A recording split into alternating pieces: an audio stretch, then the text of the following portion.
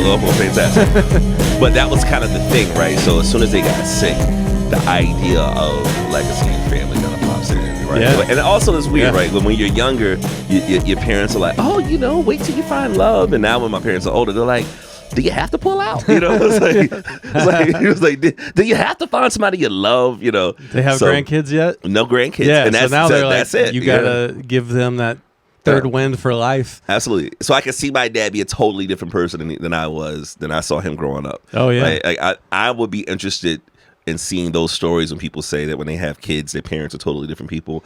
I think that'd be my dad. Yeah. It's cool to see. Like, we just went back to my parents' house, and they're sweet and old. I'm like, he was mean. Exactly. He was scary and mean. He's like this little sweet old man. They're like, him? I'm like, him. He was terrifying. Listen, man, I think I'm trying to give them some grace now. And as I realize, as the older I get, all of my friends, it's, when you're vulnerable enough to start talking about these family stories, you realize that so many of your friends have similar situations. And so as a gift that I give my homies for the holidays, there's a book, I might be saying it incorrectly, but it's a book called Children of Emotionally Insecure Parents. Have you heard of this book? No, it sounds relatable. It is a fucking game changer. It's basically, until you have someone that says to you, hey man, these feelings that you've had all these years are valid. You think you're crazy, right? So all the things you're thinking about, how you grew up, things that bother you, things that stress you out, you think you're crazy. And then when you read a book like this, it puts it all in perspective. You're like, holy shit. Yeah. So I give that to all the homies. So anybody that has family issues or dealing with stuff, or people that have their own kids that they don't want to be the thing that their parents did, it's a short read too. It's a great fucking book. Oh yeah. I've just the last 5 years, just validation, all these new ideas. Like you don't have to agree with somebody, but just let them say their absolutely allow space for how they feel. It's embarrassingly late in life that I've even learned about any of that stuff. We just didn't have that information growing up. Did you grow up in a generation or a family structure that embraced things like therapy and stuff like that? No, my mom eventually started going to therapy when things got really crazy in our family, and she drove an hour to go to therapy. So I don't see anybody that I know. Because she was so ashamed. Wow. It was trying to keep up the, everything's fine. But now they're on board. They've really my parents have really, they've changed a lot in the last 10 years. They're able to still change. So that's nice to see. But no, and growing up, none of that. Yeah, okay. None of that. Therapy was meant you should be ashamed because there's something wrong with you if you're going to therapy. I'll be honest with you. That's one of those rare moments where I think that this is great to have this kind of conversation because, black people dealing with therapy always think that it's just a black thing, that our parents didn't do any shit like that. Mm-hmm. But I think it's culturally, right? I think that our parents might come from the same generation where it's just like, yo, man, no one gives a shit about how you feel. Yeah. Get your work done. Yeah. You know what I mean? So I can understand it not being a racial thing, but just a generational thing. You know what I mean? Yeah. I've still never seen my dad cry. He's 80 years old. Listen, man. And I asked my mom, have you ever? She's like, there was one time I saw him cry when his childhood dog died. When we first got married. So, yeah, it's just that old mentality. Be tough. Yeah. Just suck it up, move on. Do you have any sports allegiances?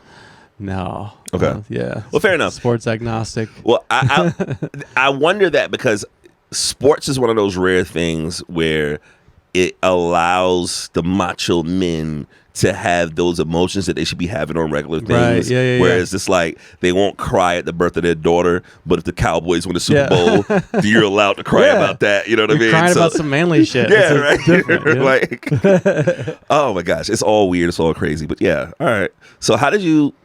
So tell me I'm interviewing you now. Tell me your artistic background. How did you get into music? How did you get into comedy? And how did this podcast start? Oh, dude, that's wonderful questions. Man, I'm 45, so I've been doing music for over 30 years. You can see, not in the shot, but there's drums and I live to make sounds and jam with people. About 10 years ago, after my first kid was born, I realized I was making all this music that was maybe coming from more sadness or negativity, or I felt this big shift that I wanted to get up and make people laugh and learn to talk better.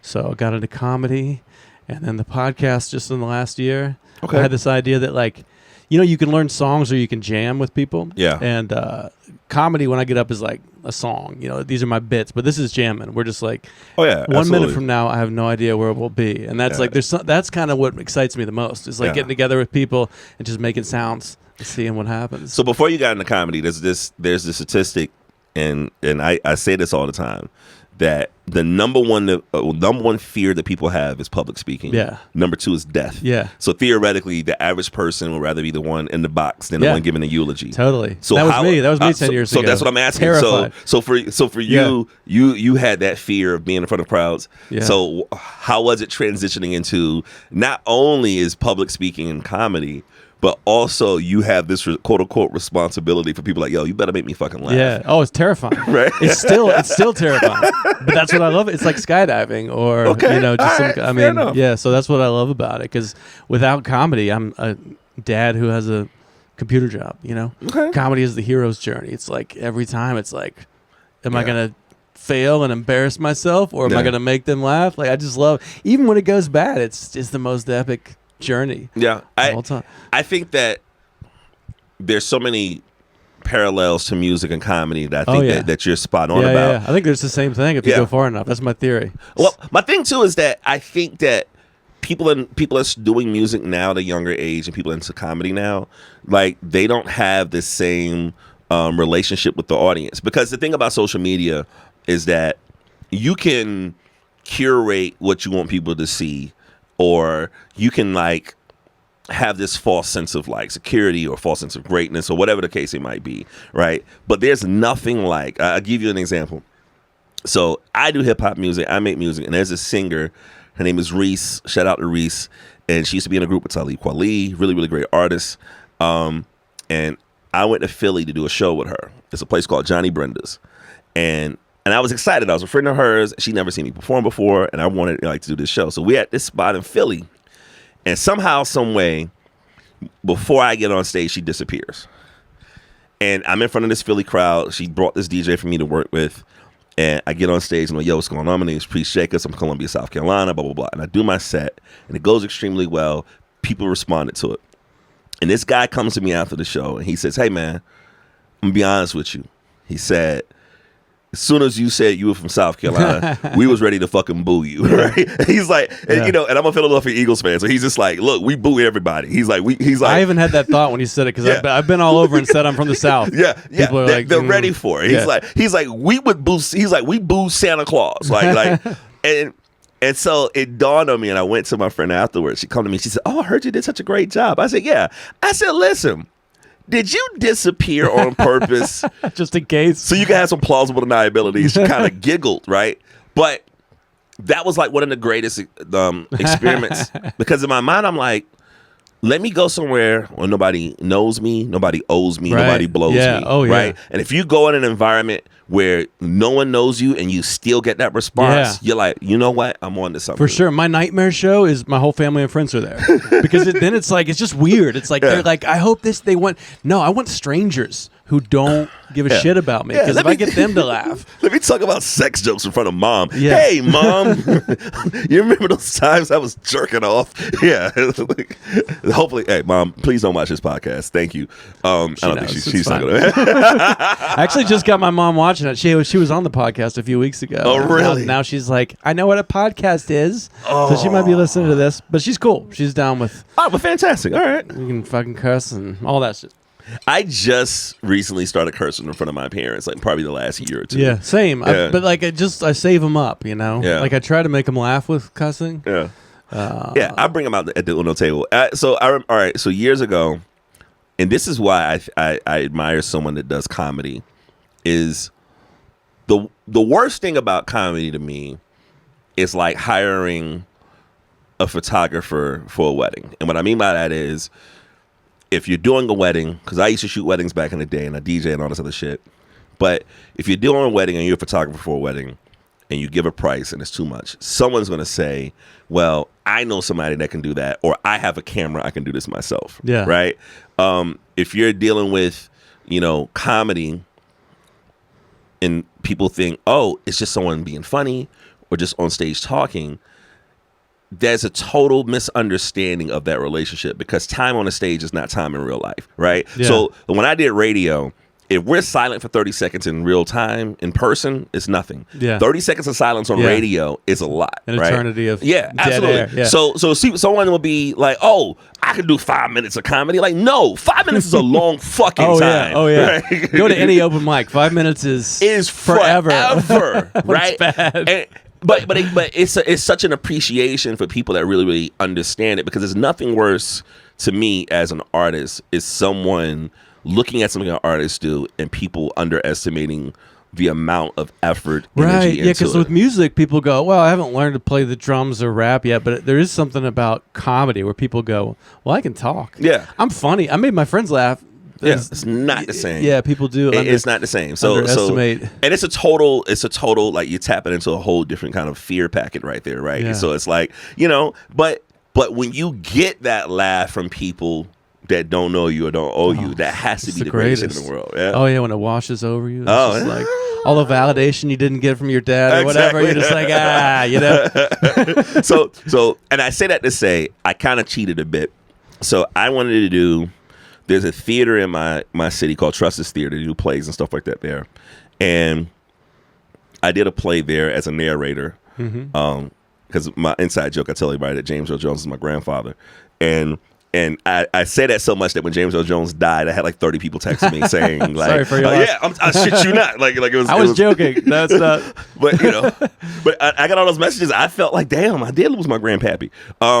And technically speaking, we don't know who my dad's dad is. So in my mind, I'm like, that'd be kind of hilarious, But I say that to say, I was doing work at this local theater called Trustis, and I had this idea of doing a one-man show. And this goes back to cussing in front of your parents. And I wanted to call the show Black as Fuck. So it's called Black AF. This is 2018. And I say I was cheating because it was part performance, part stand-up, part, like I'm a columnist in Columbia, so I'll write about. Hell yeah, this is a great idea. Yeah. Well, see, so here's the thing. Here's why I say I was cheating, is that I gave myself the protection that if I was telling jokes and it didn't work, I can be like, well, I'm performing. Yeah. So I'm not a comedian. I'm a hip hop artist that tells jokes. You know what I'm saying? Yeah. Whereas if you're just going to tell jokes, that is you're standing out there. That's some hard shit. Now here's the funny shit. We got the flyers done. It's a picture of me sitting on this chair in on stage, and it's a beautiful picture, and it has like, Black AF, and I'm excited. Preach Jacobs, Black AF this date. I showed this to my mom, and she's like, what's Black Air Force? You should do that one too. The sequel. Yeah. And so having to tell my mom, it's like Top Gun, but with black people. Exactly. There's no black people in the original Top Gun. There was one black guy in Maverick, which, for the record, I went in to see that new Top Gun. This is like during the pandemic. I went into it expecting to hate it. I had a fucking blast. Are you a movie guy? I am, but I just, I don't watch a lot of them. I stream audio a lot. All right, okay. But yeah, I mean, I love the movies I love. I kind of ADHD brain, so it's kind of hard for me to like sit and watch a movie. So give me your movies. What's your joints? I mean, I love like Quentin Tarantino. I love, Richard Linklater. He did like Days of Confused and Before Sunrise and Sunset, all those. I love those types of movies. But when you say you're doing a one-man show, so there's going to be like spoken, you're going to be standing up there just talking. Yeah, I'm talking. Is that something that you've dabbled in? Like, do you mix that? Is that something you do in between songs, or do you? Well, I give you. Because I'm curious about like your background as far as like. Well, I've always been. How long you been doing music? I've had this trying to steer the conversation back onto you. It's like, don't interview me. I love answering questions, but I would be sad if you left and I was like, oh, shit. I don't know shit about this guy. I just talked about myself. See, that's the other thing. Like when you're anxious about like, getting people to know more about you, you ask people about themselves. But no, I've been doing music for a long time. I've had this same voice since I was like 7 or 8 years old. So I've always sounded like James Earl Jones. Always, really? Always. Been into art, so it was one of those things where I was just interested in art. I was an artist, so whether it was being involved in music, whether it was being involved as music writing, photography, DJing, that wasn't something that was weird to me. I'm also an owner of an art gallery in Columbus, South Carolina called SoulHAUS. Oh, nice. And house is spelled HAUS, and our 1 year anniversary is in November. And it was just an opportunity to kind of be like, all right, well, now there's a transition from me being an artist, being able to now be able to have a platform for other artists as well. So to me, I think there's something really dope and noble for people in the community to be like, yo, I am highly dedicated to embracing art and looking at people creatively making a living. And that's the thing about it. It's like, as an artist, people don't expect to make money from it. You don't expect to make a living from it. You know what I mean? I've tried for so long. Absolutely. It's a part of my get rich slow scheme. Like, and it's funny to me because I think that things like when the pandemic hit, I was never respected as much as a DJ as I was during the pandemic. Because what I was doing was, when the pandemic first hit, I was like, all right, we can't go nowhere. I'm stuck in the house. I have all this DJ equipment. So I started telling people, yo, I'll make a custom mix $20. And I make a post on my Instagram, and all the money starts flooding in. And people are just saying, I want a 90s R&B mix. I want this. I want that. And all of a sudden... That means like an instrumental, even a mix, like a collection of songs. Yeah, like, collection of songs. And it's not like it's not a Spotify playlist. It's curated in the sense of, you know, one of the great things of hip hop, soul, and R&B music, what the DJs were doing was, we wanted it to be kind of as seamless as possible, right? Yeah. So the idea of beat matching, the idea of trying to keep a groove and an energy where it's just this one long movement of a thing. And it doesn't always happen, because you might sometimes have to fade out or go into a certain song. But the idea is basically like, allow me to create a mood for you, right? And the pandemic was one of those times where I really felt like, well, shit, I do have a really, really great position in the community. You know what I mean? Like, you know, if you're playing music at an event, in my mind, I can do an event. I'm like, yo, this guy dancing with this chick, he's going to get laid in part because of me, right? You know what I'm saying? So, you know what I mean? And I feel good about that, right? Like, yo, all right, good, man, you know. So one stroke, that one stroke, think about preach. But not like, but there's a part of that where I think that, you know, you start to feel essential in the sense of cities, and Asheville has been great about this, right? Because I've been coming to Asheville for over a decade. Shout out to our homie Juan, because I've been playing with the B-sides for 15, 16 years. How did that come to begin? Like, we had and when did you start rapping in there too? Because you mentioned like doing DJing and mixtapes. Well, I tell you, I was an MC first, and the way that it started was, you know, necessity is kind of the thing that gets you onto these roads of doing different things, right? So I was always writing, making music, and then as a young person doing music, we always needed a DJ, and needing a DJ meant that I had to depend on somebody else to have equipment that I didn't have. Yeah. And you're at the mercy of somebody saying, hey, I'm going to show up. Hey, I'm not showing up. And these are early. I'm a teenager, so it's not like I can incentivize with money. Yeah. So at a very early age, I was 16, 17 years old. There was a DJ company called Stanton. They still make needles and stuff like that. But they had a DJ box. And what I mean by that is, to put it in perspective, from a DJ's perspective, the holy grail of turntables are Techniques. And Techniques is one of those turntables is about $500 or so. The price is probably going up, but on average, about $500 a piece. So you're looking at 2 tables is $1,000. If you have needles, you're looking at another couple of $100, and then you got to get a mixer. So that's an investment of like $1,500 to $2,000 to get started. But there was a company that had a thing where it was like, Stanton was like, yo, we have this DJ box for beginners where you get 2 direct drive turntables, so they're not going to be belt drive, they're not going to be wobbly, and we got like a basic ass crossfader mixer, and it was $300, and I invested in that. And I'm like, at the very least, what I'm not going to have is me having to depend on other people to have to come in and DJ for me, because people don't show up. Listen, but you got to have your own. But all those tools that you learn as an artist, you become a multi-hyphenate or a multidisciplinary. Where it's just like, you know, I was working in television for a couple of years. Yeah. I was working in the local version of PBS. We're a PBS affiliate. Yeah. And I was doing voice radio, voiceover work for radio. I was doing fundraising. I was shooting and editing commercials. And the irony is, when I applied for the job, I'm sitting in my music videos. And I'm like, and I say that in the sense of all my skills with Photoshop and in design. Yeah. I wasn't, you know, professionally trained on it. It was like, yo, I can't depend on these motherfuckers to make these flyers. Same. Let me figure this out myself, right? Yeah, same. And there is a beauty. Here's I would what rather I love. invest my time and learn how to just do.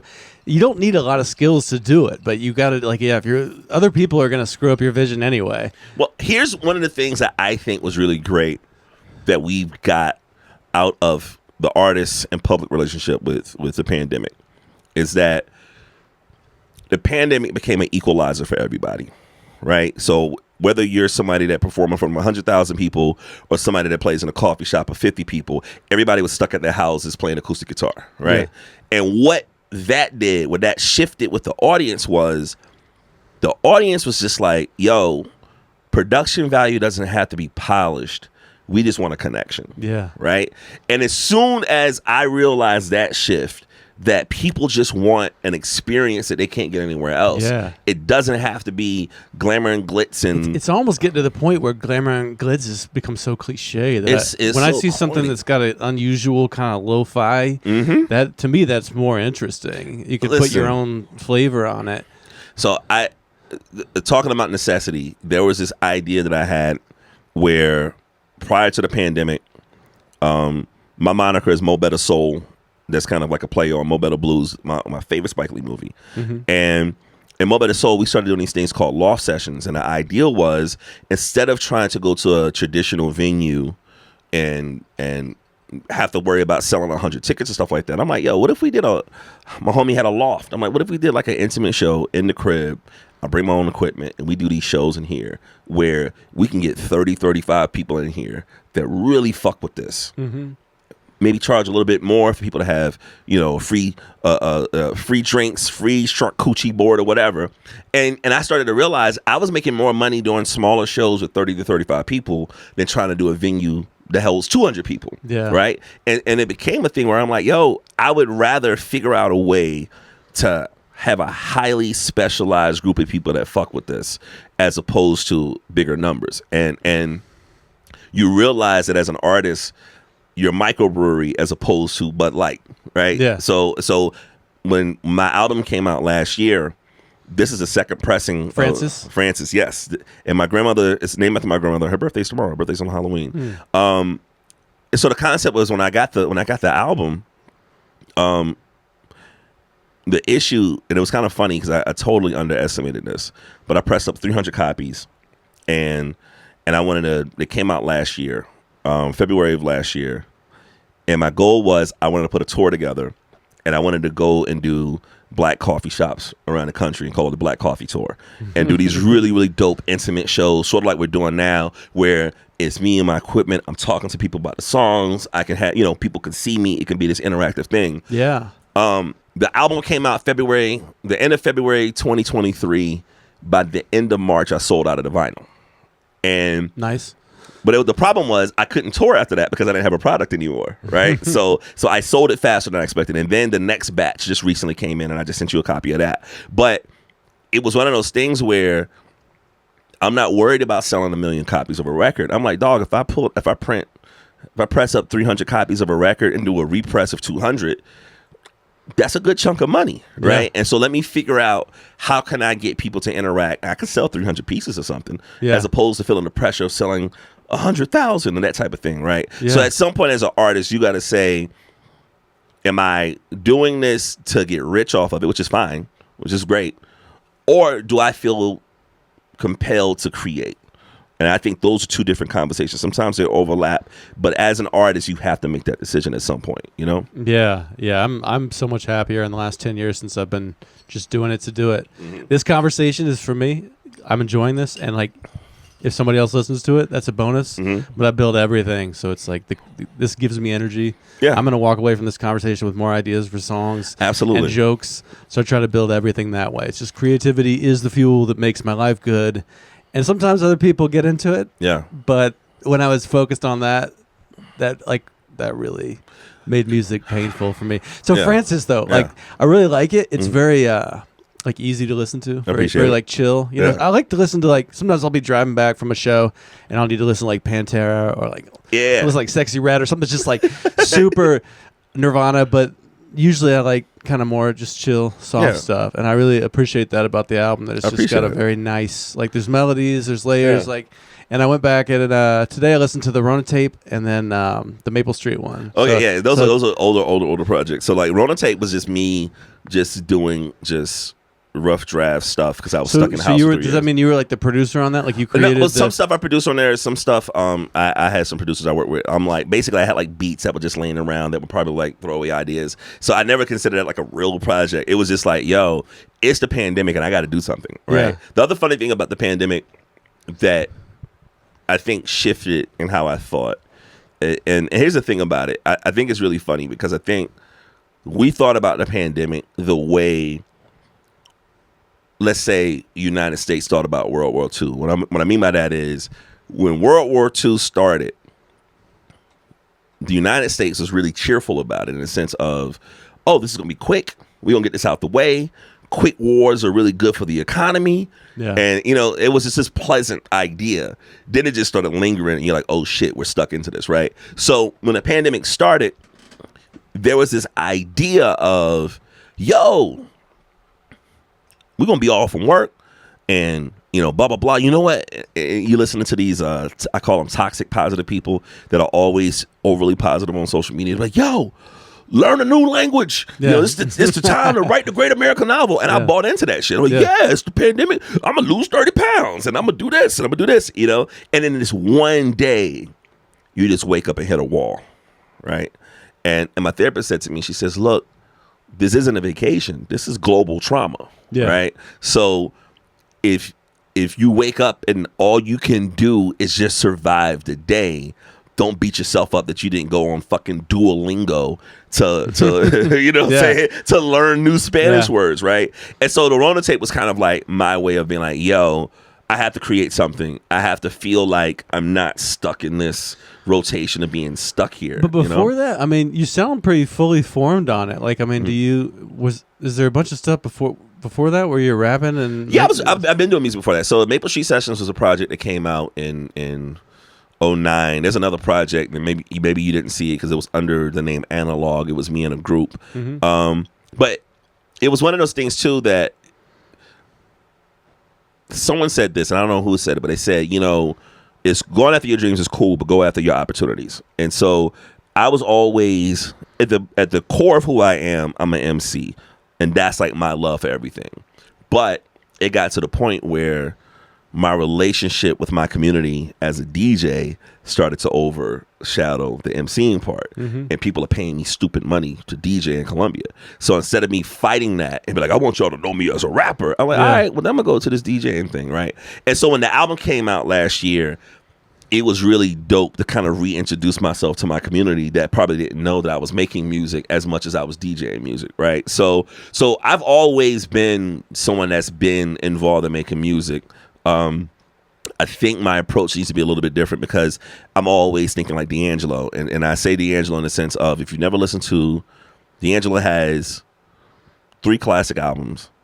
And his first album's called Brown Sugar. Came out in 1995. And it's kind of your quintessential 90s R&B record, full of Fender Rhodes. I love it. Then 5 years later, my favorite album that he did is an album called Voodoo. And I say Voodoo is the greatest album that's been made since I've been born.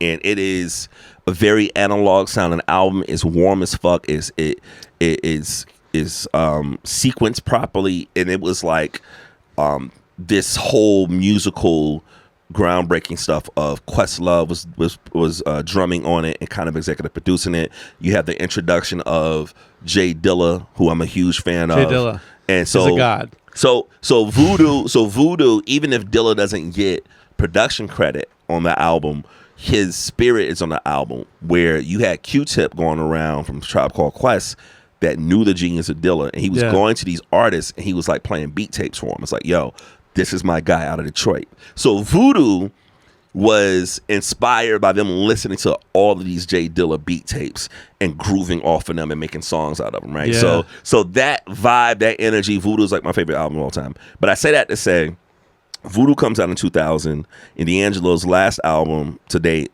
is called Black Messiah, and that came out in 2014. And that was a 14-year gap, right? And he came out and like nothing ever happened. It's a fantastic record. I say that in the sense of there are large gaps of me putting projects out, and that's the gift and the curse, right? The gift is nobody cares. Do what you want. Yeah. And that can be empowering. But the curse could be nobody cares. Right? Yeah. You know what I'm saying? So at that point I have to do the music and do the events that I think is dope. So when my album came out, the album release party, I did it at a local theater called Nickelodeon. Shout out to the Nick that I partner with. And I didn't want a traditional album release. I didn't want to be like, oh, here's my songs and here's next. Fuck all that. So my album release party was in this theater, and we showed some of my music videos off the project. But the show was me and my therapist having a conversation about the record, right? And kind of some inside baseball. That's cool. On the I like album. the vulnerability there. Well, my thing is, when I did Black as Fuck, it was a little bit of music, a little bit of, trying to be funny, a little bit of like some of the columns that I wrote. And a lot of things that I write, I have a column called Fight the Power. I write for the Free Times, Post and Courier in Columbia, South Carolina. And I write about hip hop, social awareness, and cultural things that are going on. But a lot of the stuff that I was writing about was centered around the Black experience living in the South. And a lot of that would come from these conversations I would have with someone like my grandmother, where she grew up in the Jim Crow South and all these things, right? Yeah. So one of these stories, this is a story that I started with when I talked about Black as Fuck. And let's put it in perspective. So my granny passed away in 2017, but this was 2012. So in 2012, my grandmother was really, really, really sick. She was in the hospital, congestive heart failure. And we didn't know if she was going to make it or not. So this is one day, my mom name is Beverly. These old classic Black names, Beverly Francis.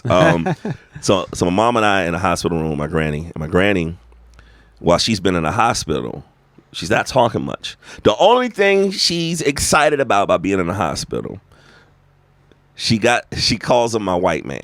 Here's the story. My granny was so tickled that she had a male nurse, because she's like, oh, there's a man that's a nurse? What the fuck is this? So she called him my white man. She thought it was the most, she thought it was the greatest thing. She loved this guy to death, whatever. Right? And he probably liked it too, right? Yeah, right. I mean, that's old Black woman. I don't know if she said that to him, but she might have been on medication and said it. But anyways, but here's the story. So imagine my grandmother not talking about anything else. We're not sure if she's going to make it or not. She wakes up one morning and she's like faintly calling my mama's name.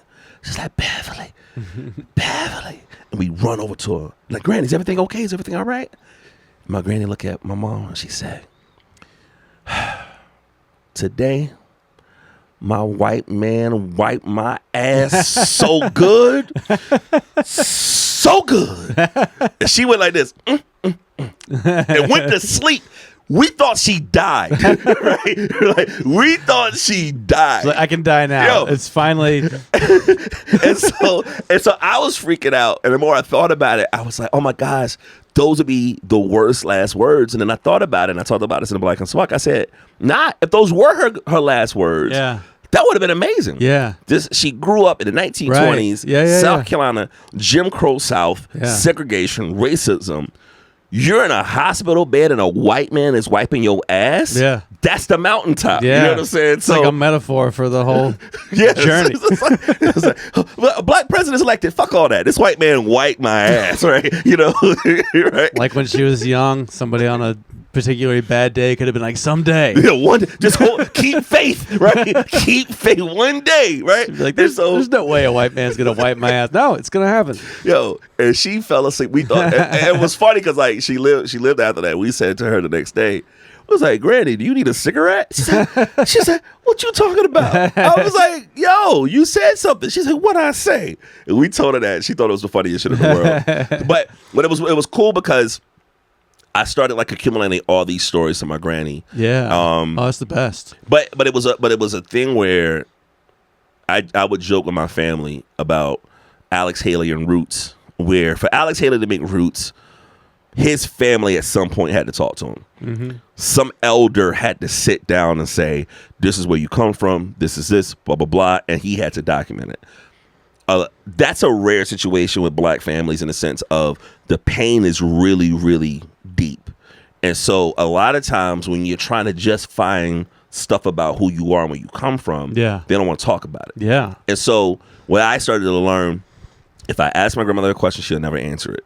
But those rare occasions when she was in the mood, you need to find time for it, right? And I began to realize the amount of Francis's out there that didn't have someone like me to document, to tell their stories, right? And so, you know, for her to survive the shit that she survived through, it's a miracle in certain regards. And so to me, I named the album after her because I kind of took a break from making music and doing art after she passed away, because she was basically this huge rock for the family, and the whole family, you can kind of see how they're trying to like recalibrate the relationships, right? Even like I say, her birthday is a Halloween. Her birthday every year we went to her house, right? Holidays we were at her house. You know what I mean? Now it's like, oh, what the fuck we do now? Like, what kind of traditions do we make now? She's right? kind of a matriarch. Yeah, absolutely. Yeah. You know, and she did it without trying. It was just like, that's just what it is, right? And so I had this revelation the other day where her last sister passed away like 2 weeks ago, right? And so she only has one living sibling that's left. And I started to put it in perspective. I was like, oh shit, you know, if my grandmother's siblings are now leaving, my parents are now the elders in the family now, right? Which makes the whole having a kid thing even weirder, right? Like not having them fuck with me even more, right? And so you start to realize, wow, like these things are getting important, that, you know, my parents are, you know, the ones that are going to be the ones that are supposed to be creating those traditions or being the matriarchs and patriarchs of the family now, right? So it's weird because there's been rarely conversations. If you look at something like hip hop culture too, there's really weird situations where you don't see black conversations about getting older, right?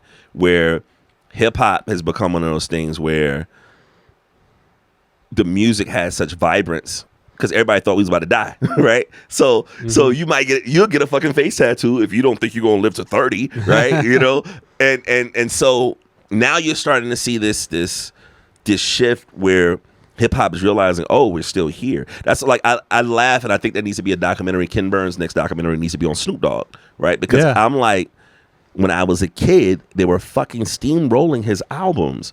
And now he's literally an ambassador for the country at the Olympics. It's like the Rolling Stones or something, where like in the 60s or 70s, it was like, this is the devil. This is the end of times. That this is, and then you stick around long enough, you get grandfathered into the culture. Absolutely. So. And so it's so funny to me where it's just like, I think it's delightful and cute, but I also be like, yo, man, I don't forget how he was treated at those times, right? And so... And now he's got inspirational kid songs that they sing in kindergarten. It's like, listen, that's the same guy that the PTA was so mad at in the 90s. I remember. I love that. I love that culture. I mean, in some way, there's some kind of forgiveness or some shift where it's like, all right, well, he was ahead, or you know, it took time to get what he was doing. I think. And now he's on the Super Bowl, and it's like kids don't even know who that is. You're like, I'm like, or kids have a different entry point with these artists. Same way that like Isaac Hayes, kids would at a certain age know him for South Park and not for being a musician, right? Because I grew up, Isaac Hayes is Shaft. You know, he made the Shaft soundtrack. Yeah, these younger kids are like, oh, I remember him from this cartoon, right? So, but I think it's just the further point is to be in a culture that would exist long enough to grow old in it. And that was one of the things I think hip hop is trying to figure out now. How do we, because it's young, right? Like, how old is Jay-Z? Is he like Jay-Z is in his 50s. Well, I went to, I mean, compared to like rock and roll, where it's like now like Dylan and the Stones are like in their 80s. The blues guys are older than that. But here's one thing that rock does better than hip hop though, is that if Bob Dylan put an album out tomorrow, he's on the front cover of Rolling Stone. Yeah. Right? There's this respect, there's this reverence of rock culture being like, yo, we're going to bring you in and you're an elder in this game, but we respect what you've done, and they're going to put you on the cover just like a new artist. And what happens with hip hop is, and I get it to a certain extent, hip hop eats is young, right? Whereas it's like the older you are, fuck you, right? But I think now as I'm in my 40s, there's this new shift where it's like this adult contemporary hip hop that's going on, right? Where I went to this LL Cool J concert, and it was like a 50th anniversary hip hop thing. So LL kind of was quarterbacking it. The Roots was the backing band. De La Soul was there. Rakim was there. I'm forgetting some names, but it's this amazing show. And LL gets on stage and he said, "Hey guys, I'm gonna get y'all out of here before 10 o'clock, right?" You know what I'm saying? And the place was packed full of people. And in my mind, I'm like, okay, here's where hip hop is getting older, and people can look at the culture and say, I can find a career in this. Yeah. So I'm hopeful in the sense of you can have artists like me that's making music for people in my age group, and I don't have to try to be a young cool guy. Like there's nothing about a 20-year-old that I want to appeal to. You know what I'm saying? Like it's so there's I have hope in that, but I think hip hop is still trying to figure that shit out. Yeah. Yeah, hip hop, it kind of feels like it's where rock and roll was when I was young. Like my kids, when I come in here and try to like bang on drums and play electric guitars, it's almost like grandpa music to them. Like what they hear on the radio is not people playing instruments in the room. It's like hip hop has gotten so it just is the culture now, where it's almost like Bob Dylan's on the cover, but it's almost like it's kind of almost like grandpa, you know. Well, like, you know, he's about to die. We'll put him on the cover, but you know. Well, here's the funny thing about it is that even maybe in our generation, there was this huge thing about rock music that became this rite of passage that fathers would pass their Beatles records to their son. Fathers would say, "Hey, here's Animals," or here's Dark Side of the Moon, right? And so there wasn't this huge gap of the music that your dad and your child listen to, right? And so that was kind of a cool thing, which also kind of was ironic enough that young kids, the art we do is supposed to rebel against our parents, right? So then you started to see that shifting a bit when kids get into punk or this and this and that, right?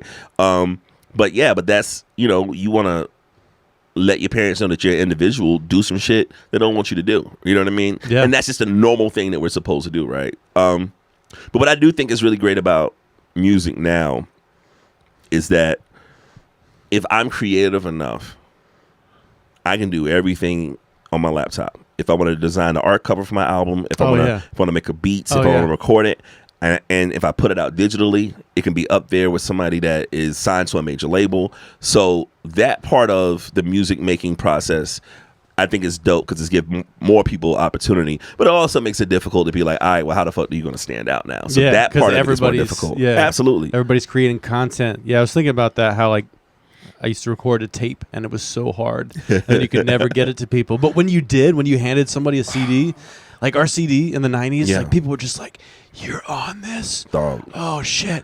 And they would go home and they listen to it 20 times, and now it's like my new album's out. And it's just like a sea of scrolling where it's. So it's a double-edged sword, but it's nice I can do it all on here, but everybody shouldn't be allowed to make content all the time. You should have to do it for 10 years on tape before you're allowed to be on the internet. You know what? I'll be honest with you. This is why I put my album on vinyl, right? Because it's a physical thing. Well, that was the other thing about the pandemic was that people were yearning for real interactions, right? Like, so one of the things I did during the pandemic, I had these homies that do these really dope designs on postcards, and I would just mail motherfuckers postcards, right? Cost me nothing, just a stamp, and people would lose their fucking minds, right? It's like, oh my gosh, I'm getting mail that's not a bill. Getting a postcard in 2024, it makes your whole week. And so I began to realize like people want something that's in their hands, and I think that the other thing about vinyl. So I was working at a record store during the pandemic, and I had this theory. I haven't seen anything to prove or disprove this, but there were three industries that really, really, really profited a lot during the pandemic. I mean, outside of like hand sanitizer companies, but you had frozen pizza companies that started taking in $1 billion worth of profits or whatever because everybody's home eating carbs. The second flow of business was the art business, because people are stuck in their homes and like, wow, I need some shit on my walls. So you saw there's an uptick in people buying artwork for their homes or trying to redecorate their homes.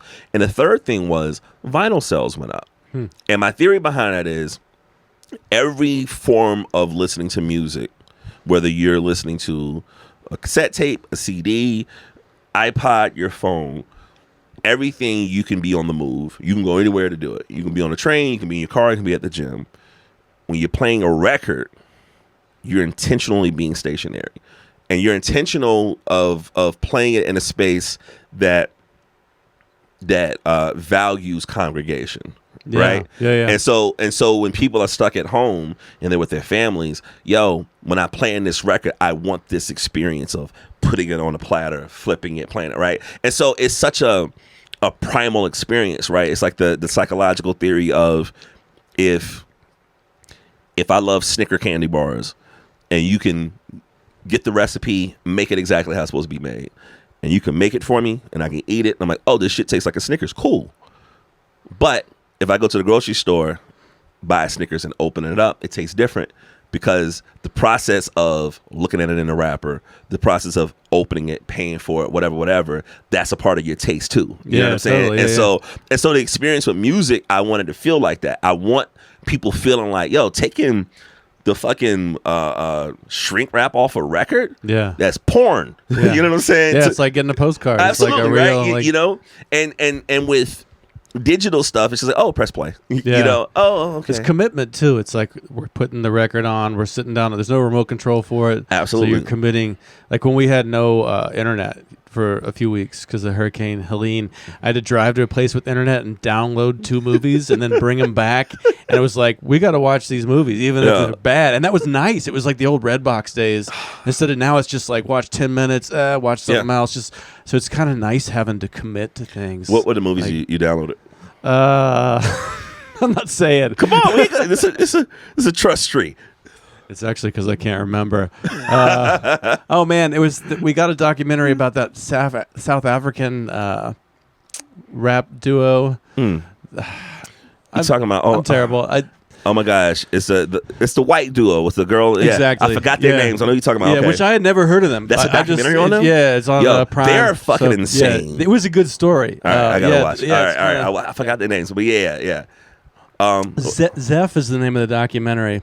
Okay. But yeah, you were talking about human experiences. I was interested in talking about doing a tour, going to coffee shops, black coffee shops, and doing songs, but then also doing stories, and stuff like that. Is that something?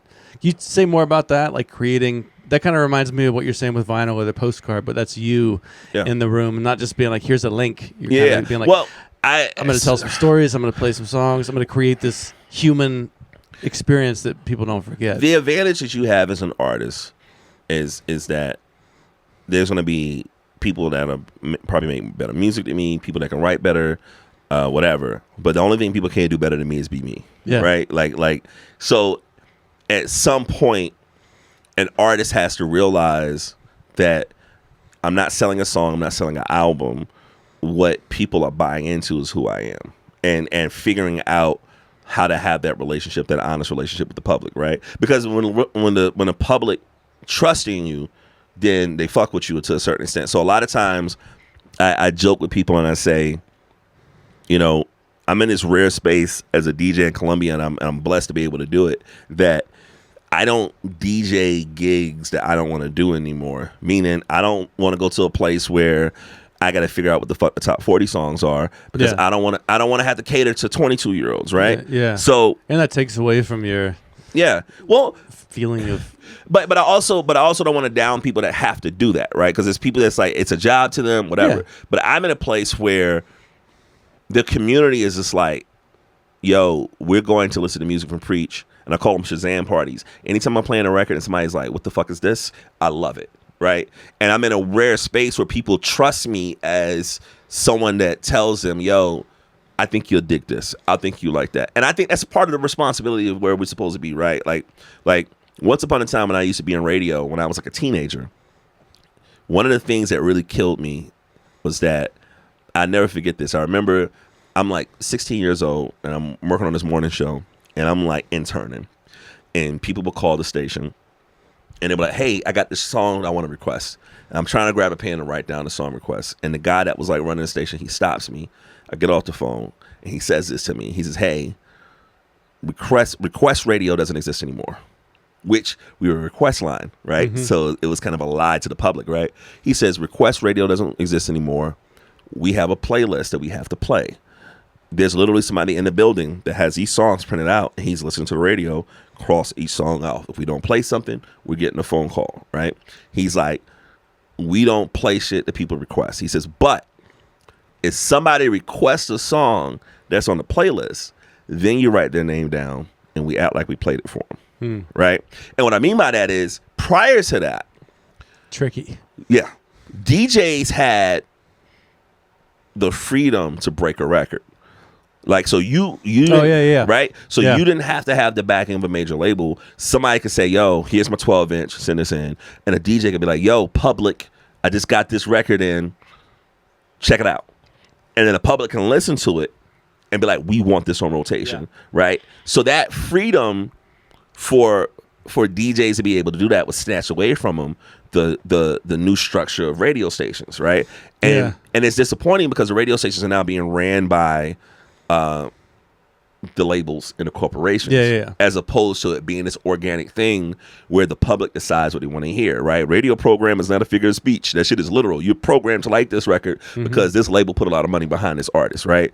And so I think that is vehemently what our responsibility is. So my responsibility as a DJ is not always to play what you like. I need to play the shit that you don't know what you like yet. Yeah, I mean, it sounds just like comedy in that way, where you're reading the room, but you're not giving them what they think they want. Might not be what they want. There's some overlap there, but you're not going to hit play on the same set of jokes for one audience versus a different room. All right, give me your comedy Mount Rushmore. Like top comedians? Yeah, well, just ones you like, ones you listen to. I mean, probably one of my favorites of all time, Norm Macdonald. Passed away. He's great. I love Norm. Patrice O'Neal, I'd say, arguably the greatest. Right. I love Patrice, yeah. Pryor, Louis C.K., shitty person, really good at his job. Chappelle, maybe the greatest living comedian. Just the usuals. Well, Norm is one of my favorites. Love Roseanne. Norm is one of my favorites because, he's one of those rare people that's just like, he's not going for the immediate laugh. He wants you to be uncomfortable. Yeah. With shit. Oh, yeah. He's going to commit to some weird long story that might not even be that funny at the end. He's definitely. Well, here's the thing, too, is that I think comedy is music in the sense of a Norm Macdonald can't come out now because his jokes take patience. His jokes has nuance to them, right? Yeah. And I also feel like the same thing I'm talking about, like how music is being difficult with social media. I think comedy is different, right? So you have. I think somebody like Drewski, right, where he's like an Instagram comedian that does, skits and stuff like that.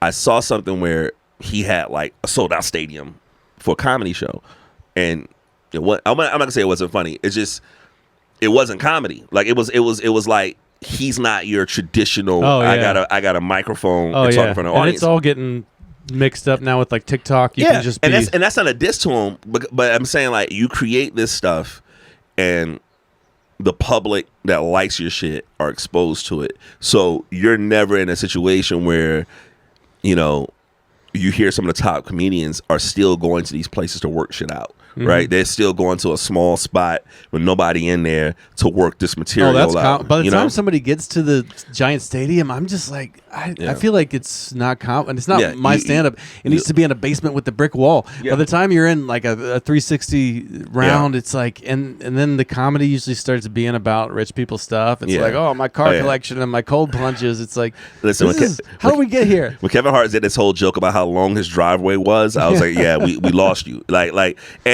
And I at least he like moves around enough to kind of justify the space. But yeah, I mean, I would enjoy Kevin Hart more probably if he was not as successful and his comedy was like in a room that I could be in for $30. And that's the thing too. It's like I feel like same thing I'm talking about the music experience. It's like I've been in situations where I've seen artists in huge venues and seen them in smaller ones, and I prefer the smaller ones. Oh, you know what I mean? Yeah, what percent of the audience am I? Yeah, exactly. If I'm one of 50 people, that's so much better than being one of 10,000. And I think that good for them that they have that many, but I'm not going to pay hundreds of dollars and park and try to get to a Taylor Swift concert. It's like by the time they're that big, they're kind of gone. We did see Chappelle at the Thomas Wolfe right before the pandemic, and that was. I don't know how many. It's a few hundred, and that was like that's dope, epic. Yeah, just the pauses he'll take, so much silence, and it's just that many people being like so silent. Yeah. And then he hits a punchline, it just explodes. I mean, it's transcendent. I've never been in a room like that before. So I met Dave Chappelle a few years ago. He came to Columbia, South Carolina, because he was an Andrew Wayne guy, and he was doing something because Wayne was pushing really, really hard out of our local office. And my friend that was like working on the campaign, she's like, "Yo, do you want to meet Dave?" I was like, "What?" She's like, "Yeah, come by. Nobody knows about it. You want to meet Dave? Pull up." Sure. So I took my album with me to get signed, and he signed, and it was great. But anyways, first thing I say, this is always kind of cool. He was like, "Man, I don't even have a copy of this record." He said, "What's your name?" I said, "My name is Preach Jacobs." "It's a great fucking name, man." And I'm like, yes. So like, I want to use that, put it on my hype sticker. Preach Jacobs, great fucking name. Yeah, and clothes. Dave Chappelle, right? Yeah. Oh, that's great. Black Air Force. Yeah, exactly. Put it right there. I'm gonna put it on the next flyer. I have proof he said it. But the cool thing about it was that I laughed was when he was in the room. I'm like standing beside him and didn't realize it. And I looked at him. He was so unassuming. He had like a t-shirt.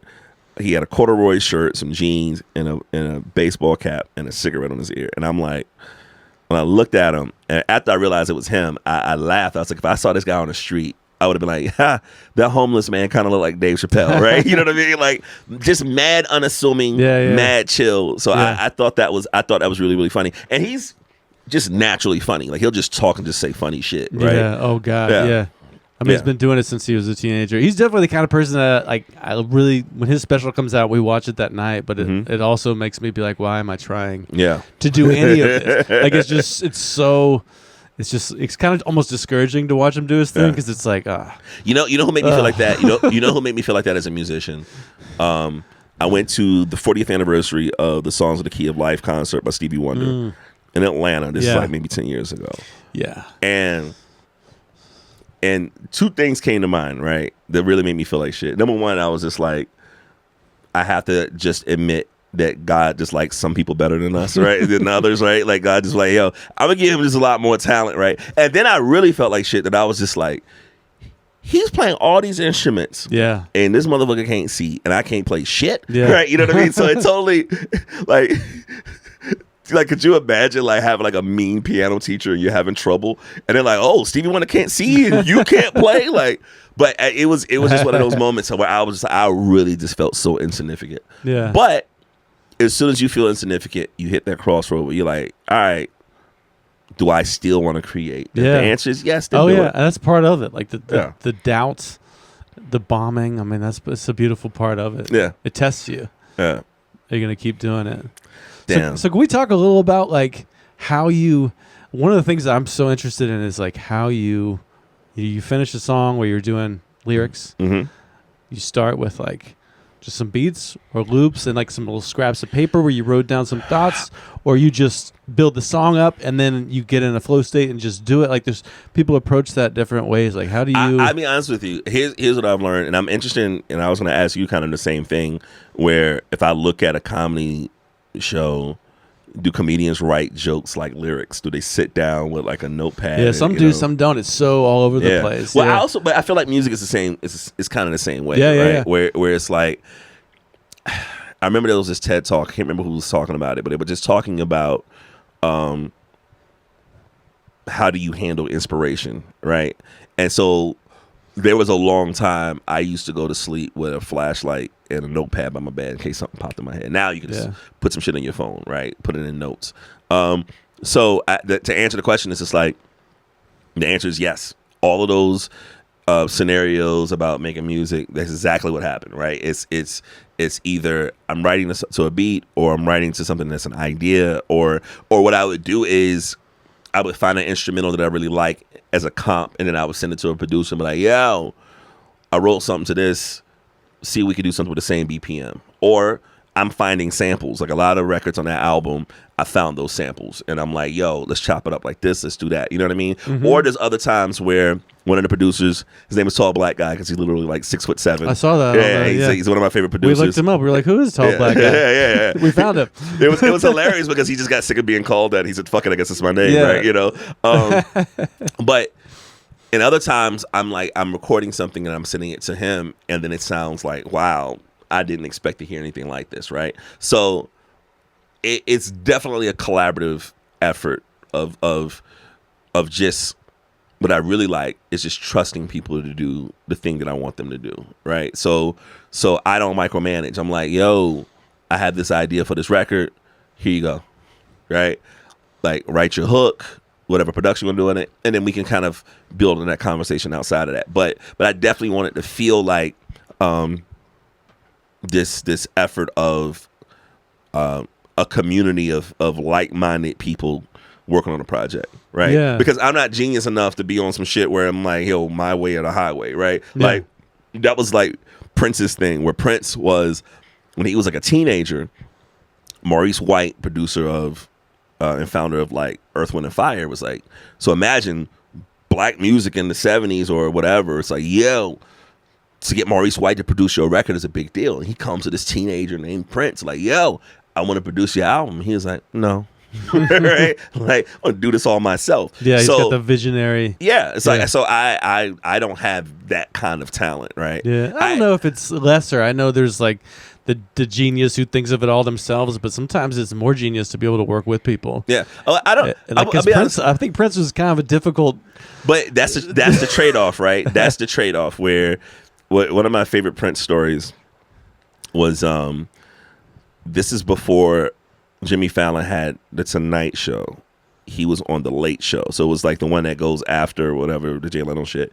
And so the Roots is his backing band, and the Roots guitar player name's Captain Kirk, and he's playing like this 1967 Les Paul joint or whatever. Now, let me preface this by saying this: Prince is showing up with his band, Third Eye Girl. I think that's the name of the band, but it's like, you know, all women in the band. Had some great stuff in the early 2000s, and I preface this to say, Prince shows up and he's like, I don't have a guitar to play tonight. I say this because there was a guy from Columbia that when Prince was doing a tour, maybe about 2006 or so, this guy was like a tour handler, and his job was to manage Prince's tour bus, because he had a bus that was just dedicated to guitars. Mm-hmm. So it was just a bus of like 100 guitars, where Prince, when he's doing a show, he's like, I want that one, right? That type of shit, right? And so how this story is starting, Prince shows up on this Jimmy Fallon show. Oh, I don't have a guitar. So the guitar's from the Roots. It's like, you could play mine. This whatever, 67 Les Paul, amazing shit, whatever. So Prince plays a song with Third Eye Girl, then he starts playing one of the songs, one of his old classic ones, and there's a guitar solo at the end. He's killing it. You get done with the guitar solo, you got, you know, and with all his fucking might, throws the guitar all the way in the air, walks away, falls and breaks. That's not even the funniest part of the story. Kirk with the Roots is so honored that Prince broke his guitar. Yeah, I mean, so he goes to him after the show, and he says, "Hi, I'm Kirk. I'm the one whose guitar that you played and broke. It's an honor, blah, blah, blah. Huge fan. Do you think that you could sign this guitar so I can just have something for my kids?" Yada, yada, yada. And Prince looked at him and said, "No." Right? Yeah. That sounds like Prince. But the funny part was, Kirk laughed, and he thinks it's the greatest story ever. He understands. Your genius have to be a different level of genius to get away with shit like that, right? Like you. And there's only a few of those. There's always like lots of people in your local scene that are like, "I'll be an asshole like Prince." It's like, dude, no, you're not. Your output. Listen. I love John Mayer. John Mayer ain't breaking none of my equipment. You know what I'm saying? Like, it's like, your body's a Wonderland, motherfucker. You gonna have to fix this, right? You know, like so. There's just even with people in that realm of celebrities that do music, it's like, nah. And so like, I think the whole sex, drugs, and rock and roll thing, where I would just listen to like all these documentaries of rock stars, and they'd be like, "Yeah, we trashed the hotel room." And I'm like, "Why? Yeah. Why are you doing this?" Right? So yeah, I never understood that either. Yeah, it's like, dude, now we gonna sleep. Right? There was some Led Zeppelin. I saw that documentary. They trashed was it Zeppelin or was it The Who? But they trashed a hotel room, and the guy at the hotel was like, "No, I gotta fix all this. And you guys think you could trash everything? I never got to do it." And Led Zeppelin was like, "Well, we'll pay for you to trash one." Really? And they let him go in and trash one, and they paid for it. And it was kind of generous, you know. It's like, man, I get frustrated with shit like that. I mean, I guess it's cute now because it's like, because again, you know what it is, man. It's all of those rock artists are bucking the system. And then for you to be that famous, you're now the system, right? Wait, what does bucking mean?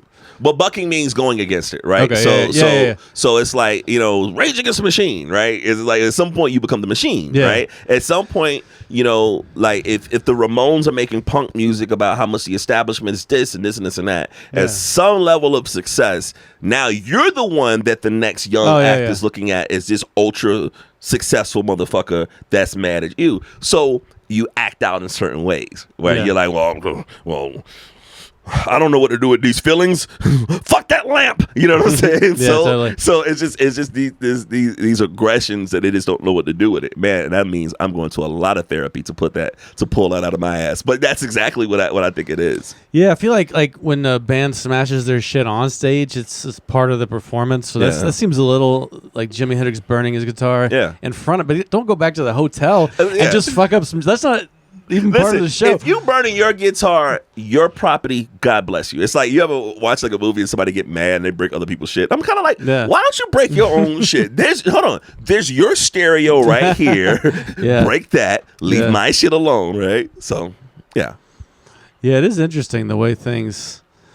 Like I feel like rock is older than hip hop, and it was interesting you talking about the way you work with songs where you just kind of have like an idea and a beat or a BPM. And it almost seems like rap is like just a more modern way of making music in the sense that they're just the fact that you're sampling and you're kind of taking things and you're putting them together and you're collaborating in that way versus like, let's all get in a room and sit down and tune up and play. That just, both are cool, but something about that process you described just feels a little more like now or the future. Here's the thing about hip hop that it's almost kind of retro just to jam anymore. Well, I lecture about hip hop in USC, which is in South Carolina, a couple times when I talk about the relationship between hip hop culture and the civil rights movement, right? And one of the things that I always lean into that I think is the brilliance of hip hop is that hip hop was a voice for a community that was expected not to have a voice. What I mean by that is when you look at someone starting a garage band, you have a kid in the neighborhood with a bass, kid with some drums, kid with some guitar, some keys. Let's get in the garage. Let's start some music. But if hip hop is starting in a community where you're in these tenements, no one has money for guitars, no one has money for drums. Who the fuck has a garage? Yeah, right. And so when hip hop was started, somebody had a turntable and somebody had a James Brown record. And when you would look at these funk records where Clyde Stubblefield, who's James's drummer, where James would be like, get a drummer some. And he'll shut the fuck up. And for 30 seconds, the drummer is showing his ass off. You started to get people in the building and say, hey, I got this same record at this one point when nobody's talking for 30 seconds. Let's play this shit for 30 seconds. And then let's set it up on the next record. And we manually loop it. Yeah. And then you had people create lyrics to that. There's something that is brilliant in the sense of we figured this shit out. We made something out of nothing. Yeah, right? Necessity of it. And as a result of that, it allowed people that wouldn't have opportunities to be poets, opportunities to make music, become musicians, right? So you didn't have to have, guitar lessons or drum lessons. You could have somebody that's just like, yo, I don't have a singing voice, but I got something to say, right? Yeah. And so anything that I think empowers people to be able to say something, I think is brilliant. Now, sometimes, same thing we talk about social media. Not everybody needs to have a fucking Twitter account, right? Yeah. But I think at the core of hip hop culture, that's the brilliance of figuring that shit out that I think is fantastic. And we're looking at the end of civil rights movement end of Black Power movement, kind of getting into the 70s with hip hop. I think that's just brilliant when you look at that it's like, you know, we weren't expected to be able to have this voice. And so for now, this culture to be the most listened to genre, I think it's a big deal. Yeah, for sure. It is the culture. Yeah. Clothing, sounds, all of it. Yeah, it's crazy. Huh. So my question for you. Uh-oh. On your Tarantino list, where does Jackie Brown land? Jackie Brown is a great one. I would say probably top 3. All right. Yeah, maybe even top 2. I mean, that one's just really understated and beautiful. I'd be honest with you, man. I've been watching that one with the sound down. That's what I like to. I go back and forth with this, and over the years, because I had the same conversation about Scorsese, where some days it's Goodfellas, and then some days I'm like, yo, Casino, right? Mm-hmm. There's a part of me that if I was given an opportunity, I'll probably watch Jackie Brown over Pulp Fiction. Yeah, not to say that Pulp Fiction isn't brilliant, but like, you know, Jackie Brown it's an Elmore Leonard story that was flipped. Do you know about the original? So Rum Punch, I think that's what it was. It was an Elmore Leonard story about this heist, and Tarantino takes the Elmore Leonard story, flips it, makes the main character a black woman. He does all these little cool things, the way Elmore Leonard was doing these pulp stories and things like that. So that was Tarantino's like blueprint. But I would say the greatest part about Jackie Brown to me, outside of like Pam Grier being amazing in it, that was the best leading man of Samuel L. Jackson of his career. If you rewatch that, Samuel L. Jackson just in that movie, he fucking owns that movie. The way he slides between being charming and being so evil. He is so brilliant in Jackie Brown that I rewatched it and I'm like, yo, it was so ahead of its time. Because like you said, it was so understated in a way that people were looking for him to make Pulp Fiction Part 2. Yeah. That I just don't think that it got the love it deserved. But like, I definitely feel that way. It's like it's the one that, like, I much prefer it to like Inglourious Bastards or Django or any of these giant, like, it's almost like listening to Pantera or something.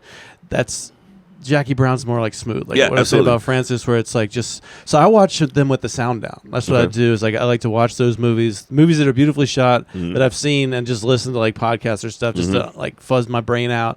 And like I was watching the scene where they're, you know, he's in the mall and Samuel leaves, and then she meets with the guy, and when he like hides and doubles back, and they're just like with no sound, just his little facial, you can see like the rage and the charm and just all the. He's the scariest guy ever in that movie too. I mean, when he throws Chris Tucker in the trunk. Listen, and his other brilliant thing about Tarantino is that De Niro's in there too.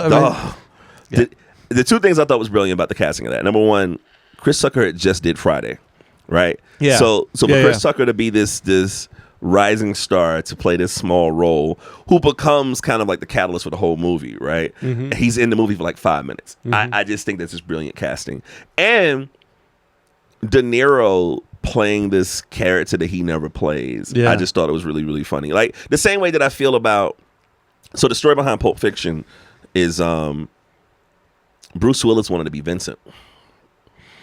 And Tarantino was like, nah, I got Travolta for this. And Bruce didn't want to do the movie at all if he couldn't play Vincent. And so Tarantino had to meet up with him a couple of times and talk to him. And then finally, when like Bruce read the script, he was like, I get this Butch character, right? So imagine the brilliance of Tarantino, where at that time that was like his second movie, right? To convincing these Hollywood people to take a lesser role. I mean, I don't think Butch was a lesser role, right? But it's just in Bruce Willis's mind, he's thinking that, like, you know, when people think of Pulp Fiction, they think of the people in the suits or whatever.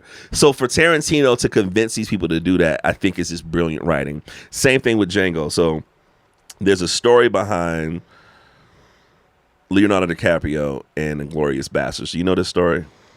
I don't think so. So I'm such a dork.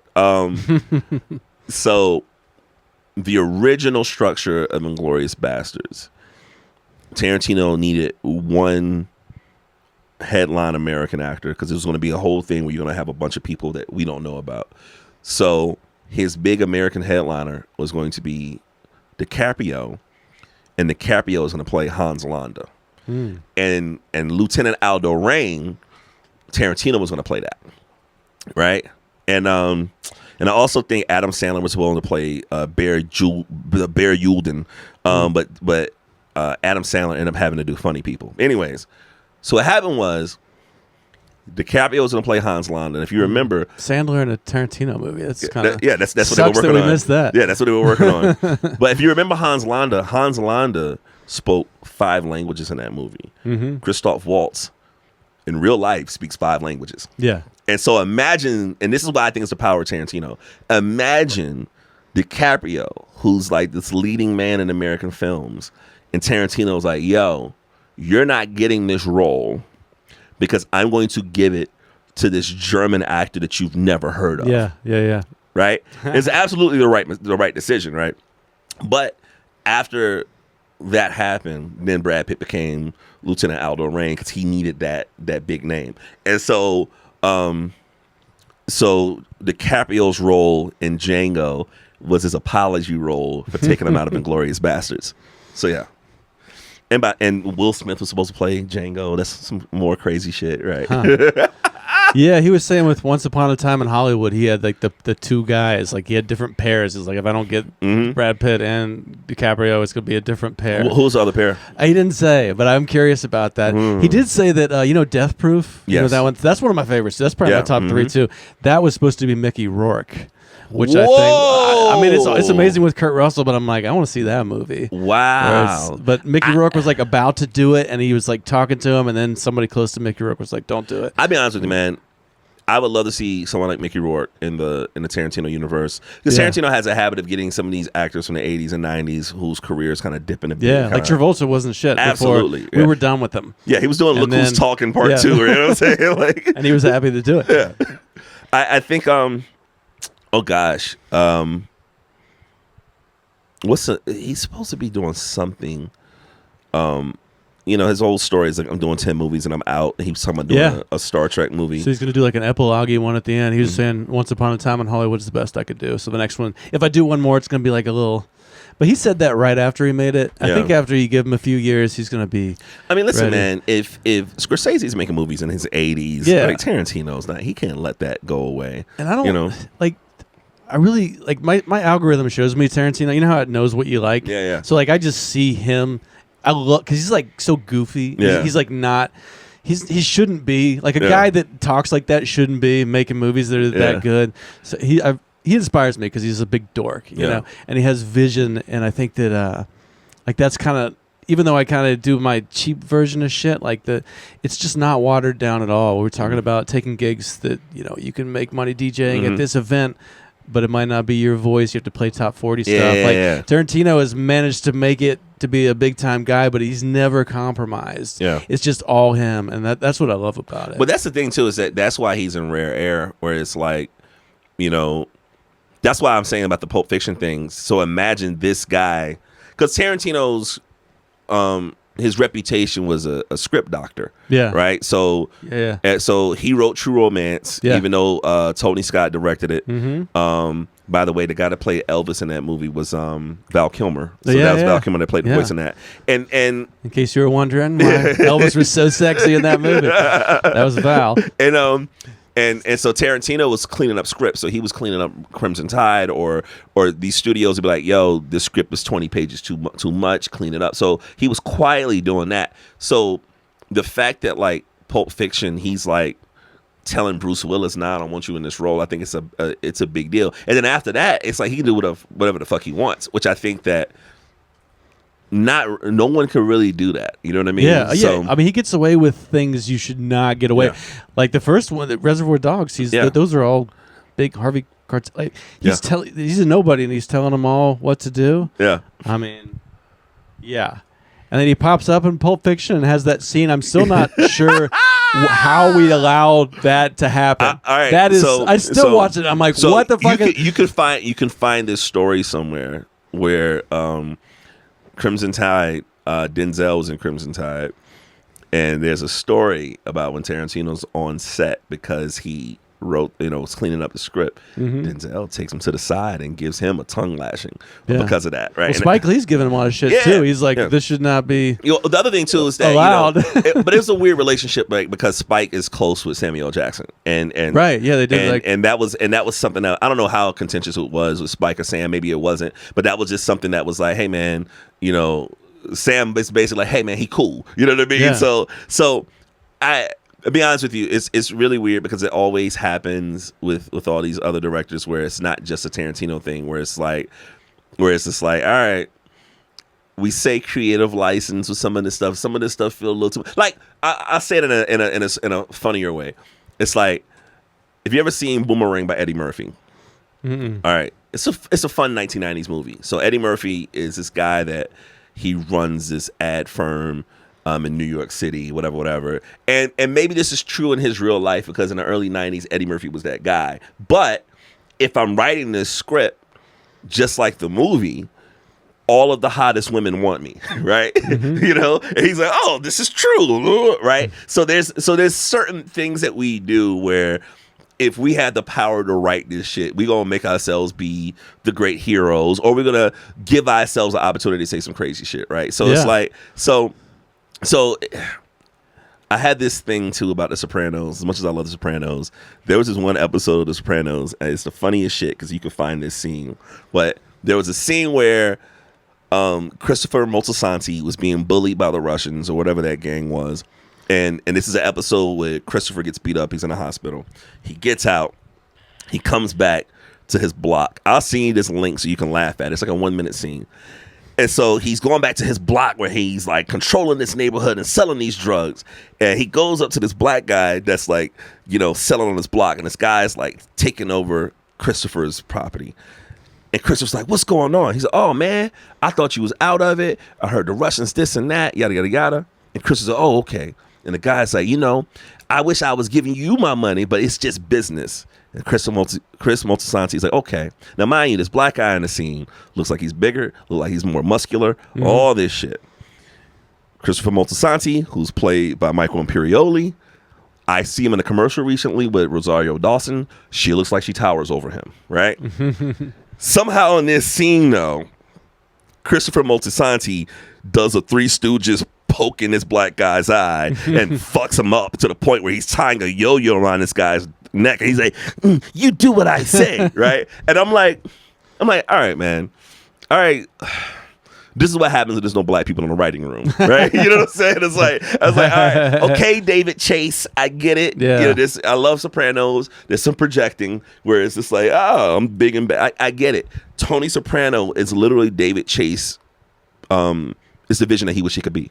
Yeah. Right? David Chase is a small, tiny guy. Right? This is an interesting theme that comes up on this podcast. A lot of the art we make. Oh, absolutely. It's like what you want to be, like what or the ideal that you strive for and you hit sometimes. Well, there's also the characters in your songs or your jokes. Well, here's the thing about it, though, is that my approach to my music and my art is kind of different than like a TV show, right? Because my music and my art, George Clooney talked about this, right? And George Clooney talked about why he decided to start doing movies that he liked to make. Because there was a point in time where, right after ER, he was getting all these offers, and then he does a shitty Batman movie. And he thought, just like all artists think in movies, is that music and movies are different in the sense of, if an artist make a bad album, they get blamed for it. If an actor's in a shitty movie, the director's fault. Well, yeah, it's deflected. Like, oh, somebody directed you wrong, producer, whatever. But George Clooney was like, he was such a big star that he felt like he was getting blamed for the movie being shitty too, even though all he did was his acting and all this other shit, right? So he was one of those rare actors that was able to say, all right, well, fuck it, I'm gonna do what the fuck I want, right? What usually happens with filmmaking is that you have the ability to have plausible deniability of being like, oh, this is a character, this is that, right?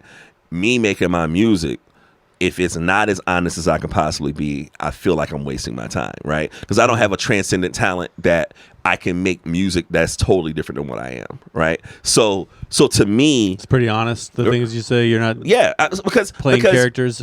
Because my vulnerability is my secret weapon, right? Yeah. I don't have the type of talent where I can be like, all right, well, I can write this song that I'm singing about, I don't know, blowing up a building and robbing a bank and all this other type of shit, because my talent can make a song that's so great that people don't have to know who I am anymore, right? And so music and films are totally different. And so you start to see people start to lean in. And The Sopranos is an interesting period too with television, where you started to see the anti-hero become the main thing in television, right? Which is everything was like it afterwards. Absolutely. Yeah, so House of Cards, all that. The conflicted, half devil, half angel. Oh, you know, you had Tony Soprano, you had Dexter, you had Donald Draper, you know, all of them. Breaking Bad. Yeah. All the misunderstood white guys, right? Yeah. And so you started to see that where and the stories are fun and the shows are great.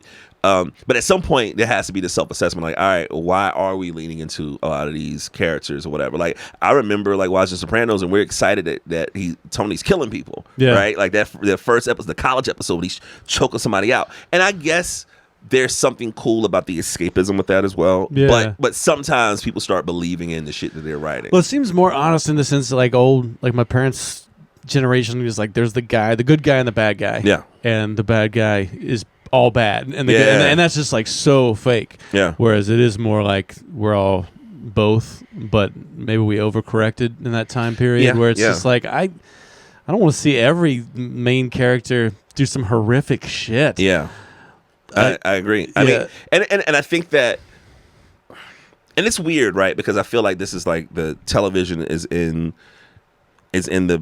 television is the best it's been. But also television, sort of like we're talking about music. Yeah, I think that there was this book that came out years ago, and I forgot the name of it. But kind of the premise was 100 years ago, if I had a job or had a craft, if I was a blacksmith or something, I'll be this great blacksmith because I learned this tool, I learned this trade. I'll be great at it. I might not be good at anything else. This is a generation of we have all of this access to the most information that we've ever had, but nobody can do shit.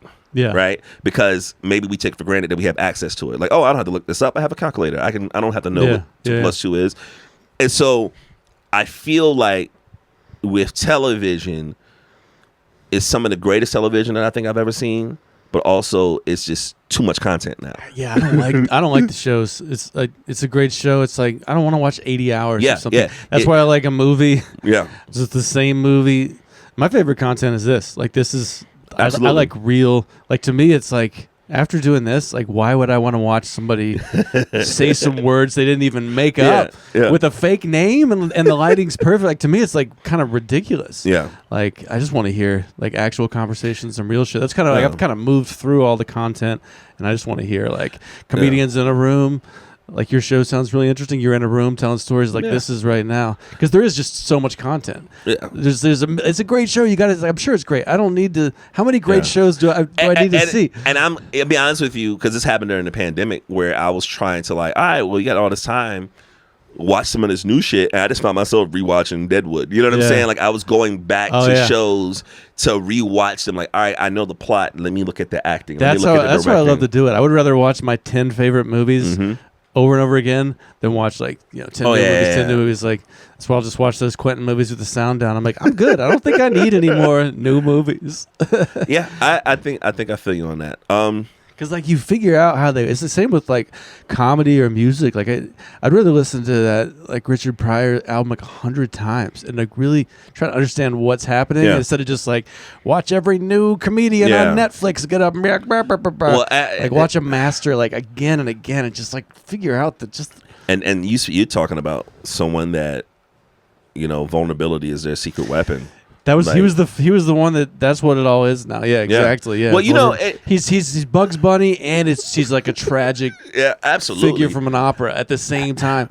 So we were talking the about conflicted modern character that we want. You know, we were talking about Jackie Brown. So Pam Grier used to date Richard Pryor, and she tells this story in her book. I'm not going to get it exactly right, but I'm going to use the language that she kind of used in the story. So she was having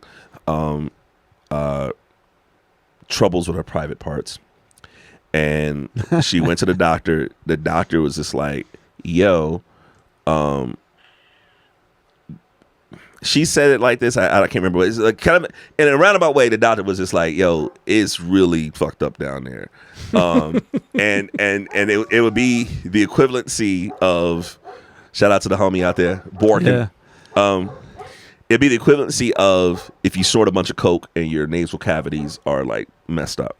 So the doctor's like, well, how long you been using cocaine? And she's like, I don't use cocaine. It's like, stop lying to me. How long you been using cocaine? I said, I don't use cocaine.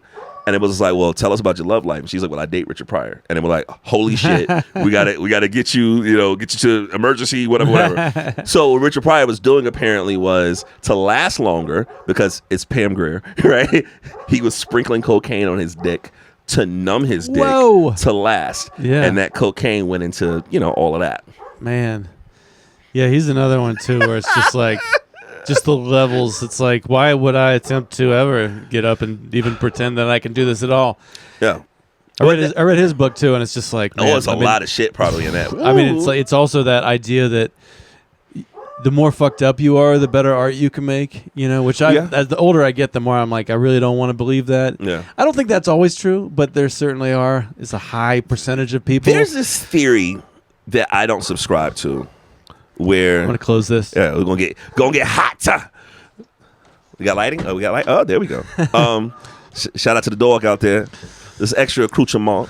But there's this theory with people that do podcasting and creative stuff, where they call it COE. You ever heard of this? Mm-mm. Content over everything.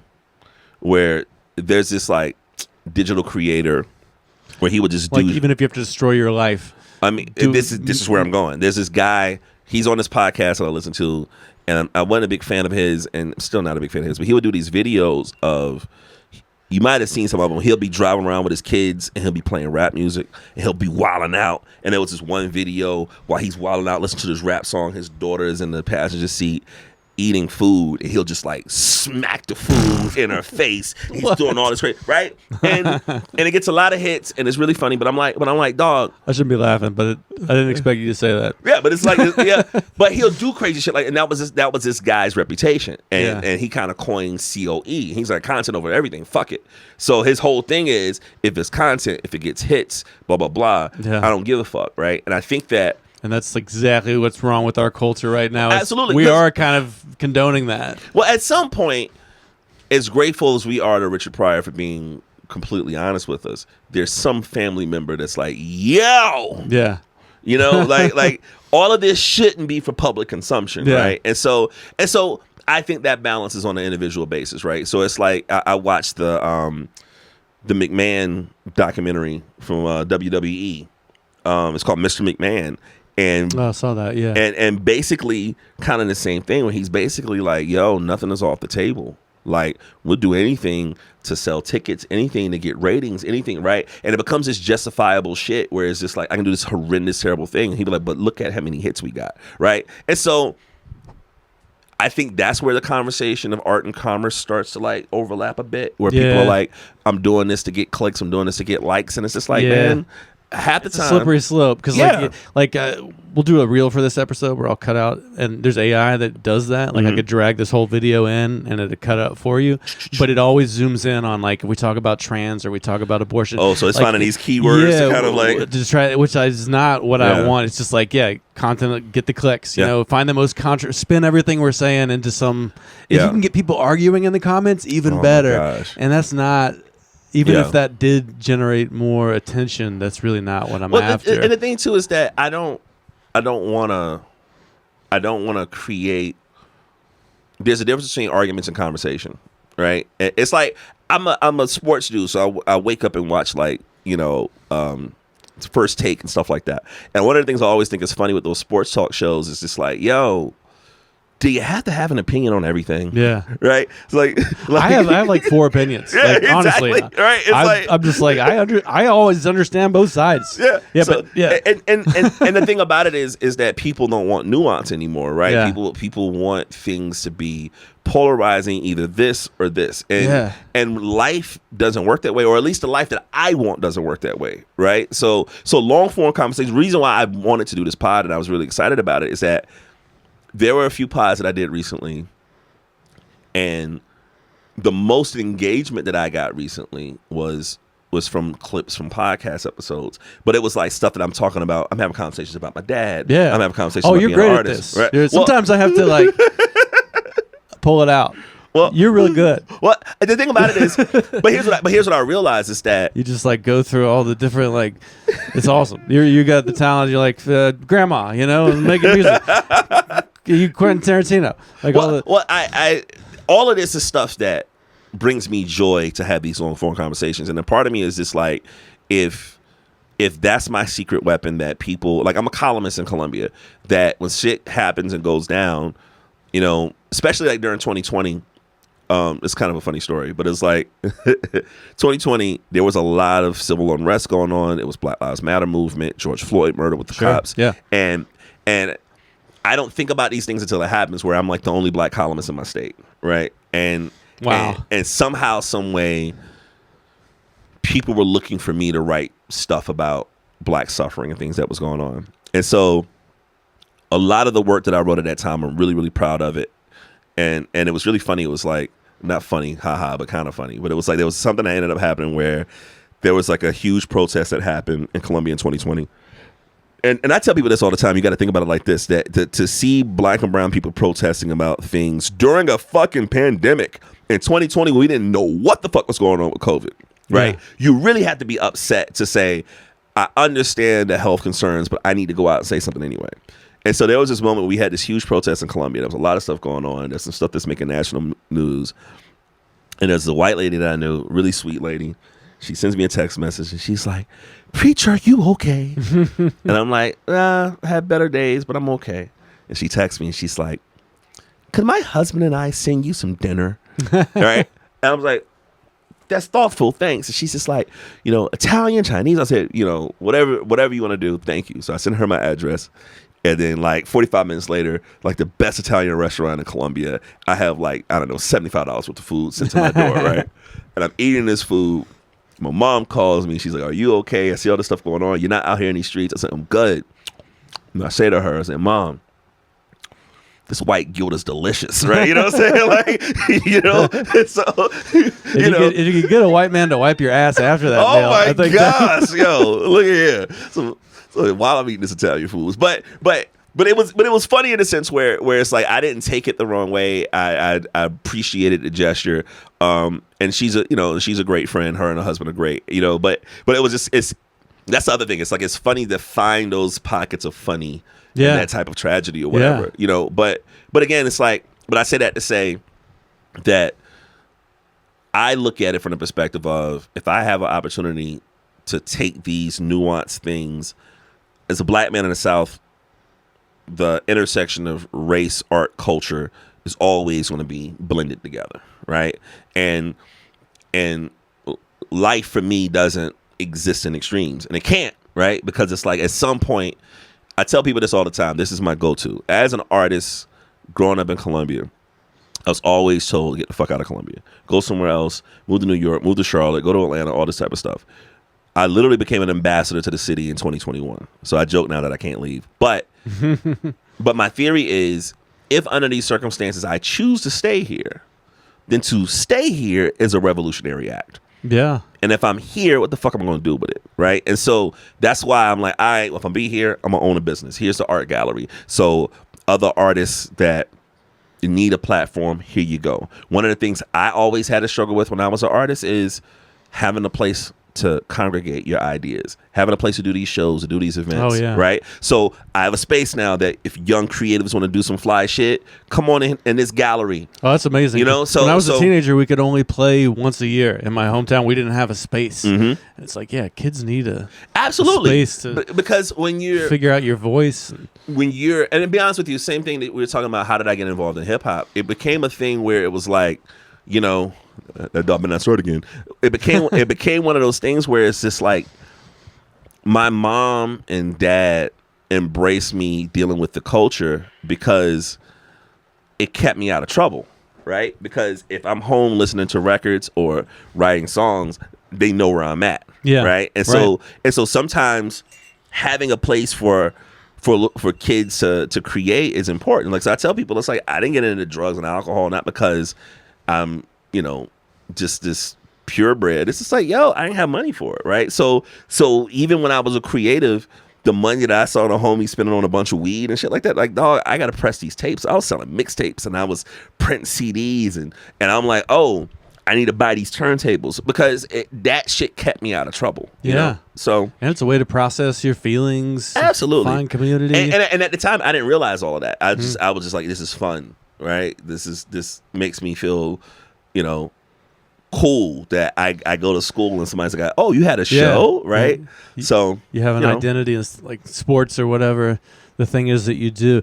Yeah, it's interesting with being in the South too, because people, it's the same with comedy where people are like, well, now that I need to move to New York or Austin or somewhere in order to keep going. And that's something that I'm trying to promote with this podcast is that the Southeast, I think it's going to be its own awesome comedy thing in 10 years. You don't have to go to New York and then change and do it the New York way. It's like the hip hop thing where it's like New York, it has to be from New York. Okay, now I can also be from California. But then it was like Atlanta and Texas, and I think the Southeast comedy and culture is going to become its own weird and Southern thing. And I think it can happen. But what it takes is like that revolutionary act of people saying, all right, I'm going to stay here, right? So like, a lot of times, and I say this jokingly when people ask about South Carolina or Columbia politics, where they're like, well, how will a lot of this change? I said two things have to make a change. You get a couple that's in their 30s, is about to get married and have a family, that make a decision to say, I'm going to stick here.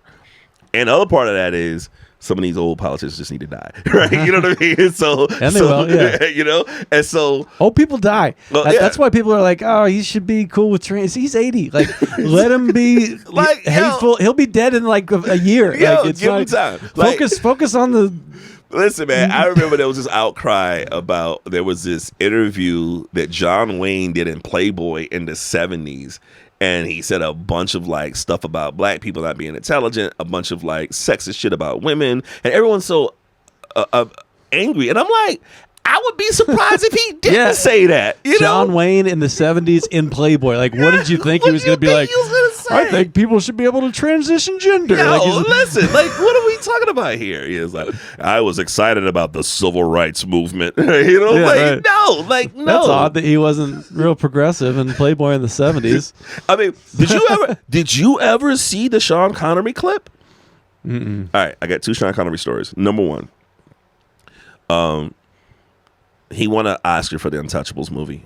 The movie where De Niro's playing Al Capone. It's not a good movie, but I'll backtrack. It's totally 80s. But anyways, so Sean Connery is playing a part of the Elliot Ness crew to take down Al Capone, whatever. Even though Al Capone wasn't taken down by bullets, it was tax evasion.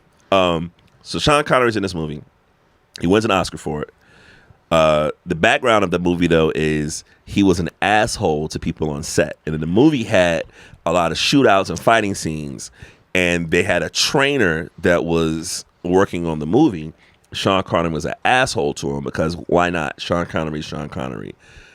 They had to delay production for a couple of weeks because he said the wrong thing to the wrong trainer, and the guy broke both of his wrists. The trainer in the movie was Steven Seagal.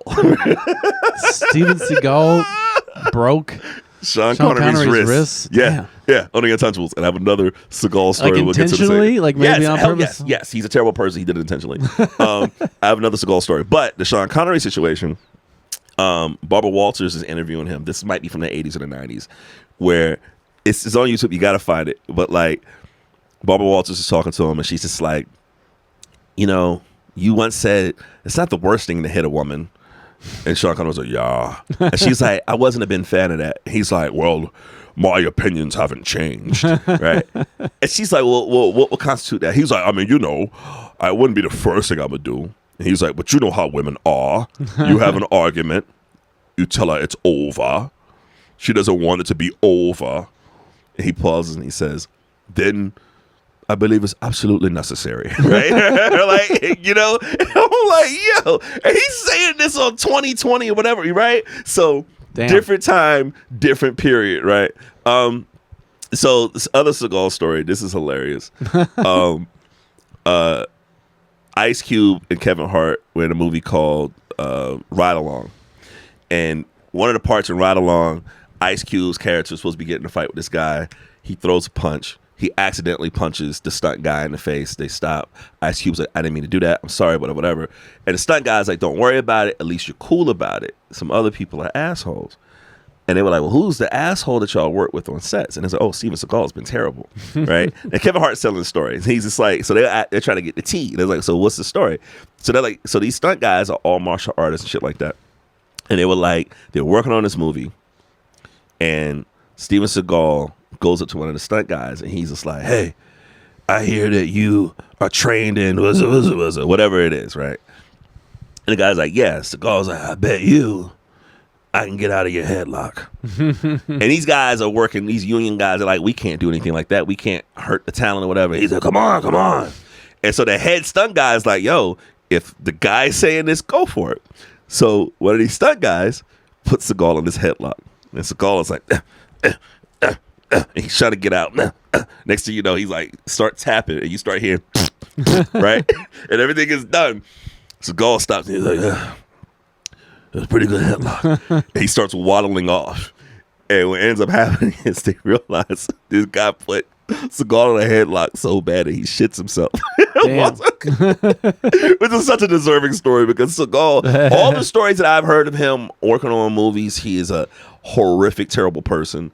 And yeah, that's funny. That reminds me of the Once Upon a Time in Hollywood scene. Yeah, with Bruce Lee. Yeah, which people were pissed about. Yes, because understandably. Yeah, I mean, I thought it was fun, but the thing about this is, I thought it was very fun. It's like one of my favorite scenes in the movie. And pretty much, I still love Bruce Lee. It's just funny. It's just absurd and funny. The other thing about it is that the way Tarantino wrote it, they were equal in what happened, so it was a tie. So it wasn't like but.